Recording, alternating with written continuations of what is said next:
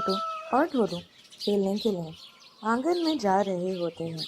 तभी उन्हें दरवाजे पर एक बड़ा सा बक्सा दिखता है जो दद्दू के लिए पोस्ट से आया है।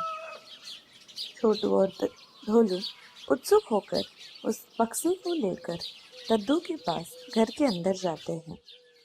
दद्दू के पास पहुंचकर छोटू कहता है, दद्दू ये देखिए, किसी ने आपके लिए कुछ तो भेजा है। कितना बड़ा बक्सा है, शायद जरूर कुछ मजेदार होगा इसमें दद्दू। बच्चों के हाथ से बक्सा लेकर दद्दू बक्से को जांचने लगते हैं और कहते हैं, हाँ बेटा, काफी बड़ा बक्सा है, मगर किसने भेजा ये? यहाँ पर तो कुछ नाम वाम भी नहीं लिखा है। दद्दू की बात सुनकर ढोलू कहता है, दद्दू क्या पता अंदर कुछ हो जिससे हमें पता चले कि किसने भेजा है ये। वो तो हम बक्सा खोलेंगे तभी पता चलेगा ना कि बक्से में क्या है और किसने भेजा है। ढोलू की बात सही है, ये मानकर दद्दू कैंची से बक्सा खोलना शुरू करते हैं।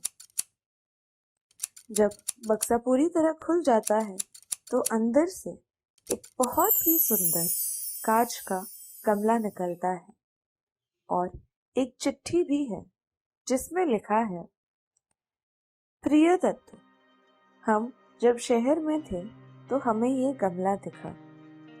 हमें लगा कि बगीचे में खिलने वाले फूल इस गमले में बहुत ही ज्यादा सुंदर दिखेंगे और इसकी शोभा बढ़ाएंगे।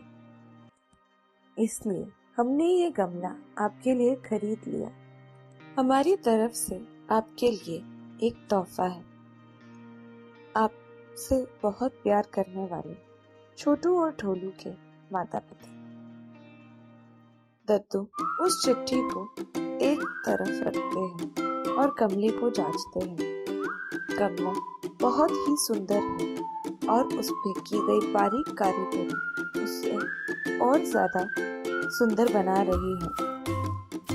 दद्दू बच्चों से कहते हैं, बच्चों जरा एक काम तो करना, जाके बगीचे से कुछ फूल ले आओ ताकि मैं इस गमले में पानी डालकर उन फूलों को घर में सजा सकूं।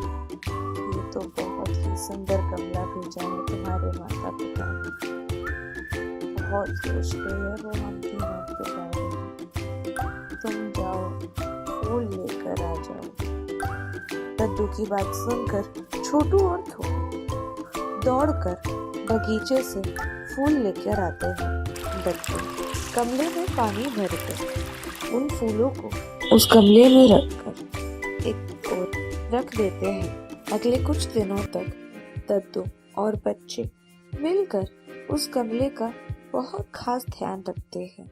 रोज सवेरे उठकर छोटू और ढोलू बगीचे से ताजे ताजे फूल लेकर आते हैं और दद्दू उन फूलों को गमले में सजाते हैं। एक दिन जब छोटू खेलने जा रहा होता है तो उछलते उछलते उसका पैर मेज पर लग जाता है और गमला टूट जाता है। छोटू को ये पता है कि ये गमला दद्दू को बहुत प्रिय है और दद्दू को बहुत पसंद भी है। छोटू डर जाता है और गमले के टुकड़े एक और कर लेता है और वहां से चुपचाप निकल जाता है। जब छोटू और ढोलू खेलकर शेरू के साथ वापस घर के अंदर आते हैं तभी दद्दू बहुत ज्यादा गुस्से में चारपाई पर बैठे हैं। वो ढोलू के हाथ से शेरू को लेते हैं और नीचे रखते हैं और उसे डांटना शुरू कर देते हैं। क्यों रे शेरू, इतना क्यों उछलता है फिर घर के अंदर? तेरे वजह से मेरा गमला टूट गया ना। बच्चों ने इतने प्यार से वो गमला भेजा था मेरे लिए और छोटू और ढोलू रोज उसमें फूल डाला करते थे। और तुझे कितनी बार बोला है घर के अंदर उछला मत कर। अब तेरी ये सजा है कि तू अगले 2 घंटे तक आंगन में बंधा हुआ रहेगा और दिन के समय तू रोज आंगन में ही बंधा हुआ रहेगा। नहीं तो पता नहीं और क्या क्या चीजें तोड़ देगा घर के अंदर ये। छोटू दद्दू को मनाने देखता है और कहता है, अरे दद्दू, जाने दीजिए ना, बेचारा छोटा ही तो है। लेकिन आप छोटू अपनी बात पूरी कर पाए उसके पहले दद्दू उससे कहते हैं, छोटू तुम उसकी तरफदारी मत करो। मैंने कहा ना, वो दिन के समय आंगन में बंधा हुआ रहेगा। जाओ उसे बांध दो, नहीं तो तुम्हें भी भोजन नहीं मिलेगा।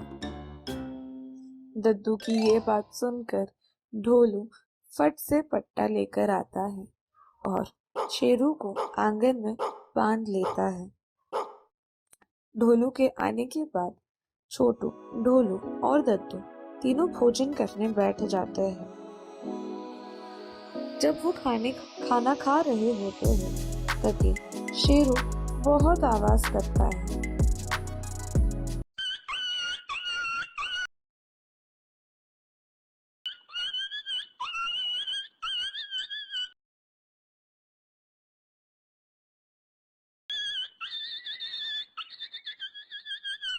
खाना खाते खाते तीनों शेरू को रोता हुआ सुन रहे होते हैं।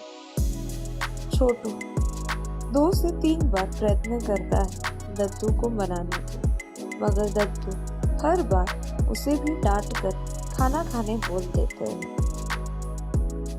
खाना खाकर होने के बाद ढोलू बाहर शेरू के पास उसका खाना लेकर जाता है। दद्दू बर्तन धोने लगते हैं और छोटू अपनी किताब पढ़ रहा होता है, मगर छोटू का ध्यान किताब पर नहीं लग रहा। वो इसलिए क्योंकि जो चीज उससे हुई है उसकी सजा शेरू को मिल रही है। छोटू मन में किताब पढ़ते पढ़ते सोचता है, यदि साहसी मनोज के साथ ऐसा हुआ होता तो साहसी मनोज क्या करता। सोचते सोचते छोटू इस नतीजे पर पहुंचता है कि अच्छी बात यही होगी कि वो सब सच सच दद्दू और ढोलू को बता दे और शेरू से भी माफी मांग ले। मगर छोटू हिम्मत नहीं जुटा पाता दद्दू से या ढोलू से कुछ भी कहने की। वो बार बार दद्दू के पास पहुंचता है, मगर अपना मन बदल देता है और वापस चारपाई पर आ जाता है। ऐसा कुछ बार होने के बाद दद्दू छोटू से पूछ लेते हैं, क्या हो गया छोटू? मैं तुम्हें कब से देख रहा हूँ कि तुम कुछ कहना चाह रहे हो। देखो, अगर ये शेरू के बारे में है तो मैं कह देता हूँ, मैं अपना निर्णय नहीं बदलूंगा। मगर अगर कुछ और है जो तुम मुझसे कहना चाहते हो तो कह दो बेटा। छोटू दद्दू की बात को ध्यान से सुनता है, फिर अपना मन मक्कम करके दद्दू से कहता है, दद्दू, मैं आपसे कुछ कहना चाहता हूँ, मगर आप मुझे वादा कीजिए आप गुस्सा नहीं होंगे। ढोलू भी शेरू की थाली लेकर आता है और जाकर दद्दू के पास रख देता है जो बर्तन धो रहे थे। दद्दू छोटू को देखते हैं और ढोलू को देखते हैं, फिर छोटू से कहते हैं, चलो ठीक है, किया वादा, नहीं करूँगा मैं तुम पे गुस्सा। मगर अगर कोई ऐसी चीज हुई जिससे मुझे तुम पर गुस्सा आएगा तो तुम्हें सजा भी मिलेगी बेटा। छोटू 1 मिनट के लिए डर जाता है, लेकिन फिर वापस खुद को साहसी बनता है और कहता है, दद्दू वो बात ऐसी है ना कि वो जो गमला था वो शेरू से नहीं टूटा था। वो तो हुआ ऐसा कि जब हम खेलने निकल रहे थे तो मैंने गेंद निकाली और देने के हिसाब से फेंकी और वो मेज पर लग गई और उससे गमला टूट गया। दद्दू इसमें शेरू की कोई गलती नहीं है। दद्दू छोटू की बात गौर से सुनते हैं और फिर ढोलू से कहते हैं, ढोलू एक काम करो, जाओ शेरू को खोल दो और उसे घर के अंदर लेकर आ जाओ। मैंने बेवजह ही बेचारे बच्चे को सजा दे दी, जबकि उसकी तो कोई गलती भी नहीं थी। ये कहकर दद्दू वापस बर्तन धोने लग जाते हैं और ढोलू दौड़ कर जाता है और शेरू को वापस घर के अंदर लेकर आता है। छोटू को समझ ही नहीं आता कि अब वो क्या करे। उसने दद्दू को सारी बात तो बता दी और दद्दू ने तो गुस्सा भी नहीं किया, मगर दद्दू उससे बात भी नहीं कर रही। छोटू दद्दू के पास जाता है और दद्दू से वापस कहता है, दद्दू मुझे माफ कर दीजिए ना, मुझसे गलती हो गई, मुझे नहीं पता था, मैं डर गया था इसलिए मैंने आपको नहीं बताया। दद्दू मुझे माफ कर दीजिए ना। ठीक है, आप मुझे जो भी सजा देंगे मुझे चलेगी, आप बस मुझसे बात करना मत छोड़ दीजिए। दद्दू करिए ना आप मुझसे बात, दद्दू माफ कीजिए ना मुझे। दद्दू छोटू की बात सुनकर छोटू से कहते हैं, देखो छोटू, मैंने तुम दोनों को ऐसे बड़ा नहीं किया है कि तुम झूठ बोलो। हाँ, मानता हूँ कि तुमने मुझसे नहीं कहा कि शेरू ने गमला तोड़ा। मानता हूँ कि इस नतीजे पर मैं स्वयं पहुंचा, मगर जब मैं बेचारे शेरू को सजा दे रहा था तब तुम्हें बोलना चाहिए था। पता नहीं कहाँ से सीख कर आए तुम ये सब, जहाँ तुम बेचारे एक अबोल जानवर को तुम्हारी गलती के लिए सजा दो। मुझे ये पसंद नहीं आया छोटू, मगर हाँ, तुमने अंत में सच बोला, ये मुझे पसंद आया।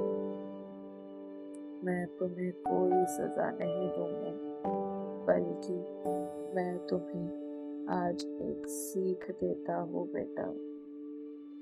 सच्चाई हमेशा इंसान का साथ देती है। अगर इंसान सच बोले, सच्चा रहे अपने जीवन में, तो उसके जीवन में कभी कोई तनाव नहीं रहेगा।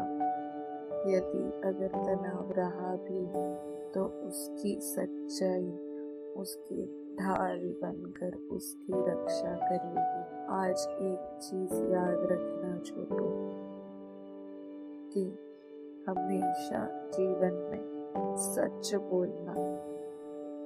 मानता हूँ सच बोलना कठिन होता है, मगर सच बोलोगे, कठिन काम करोगे, तभी तो तुम उस साहसी मनोज की तरह बन पाओगे ना।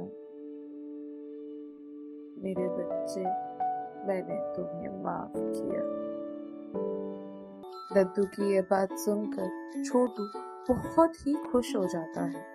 शेरू दौड़ दौड़ कर छोटू के पास आता है और उसकी गोद में लपक जाता है और उसके मुंह पर जीभ फेरने लगता है। छोटू शेरू से कहता है, दोस्त मुझे माफ कर देना, मेरी गलती की सजा तुम्हें मिली। तुम तो बहुत ही प्यारे हो। मगर हाँ, मैंने आज एक चीज सीख ली, सच बोलना चाहिए और सच के रास्ते पर चलना चाहिए। You can download the application on Google Play or App Store, and you can visit our website mathslegends.co.uk.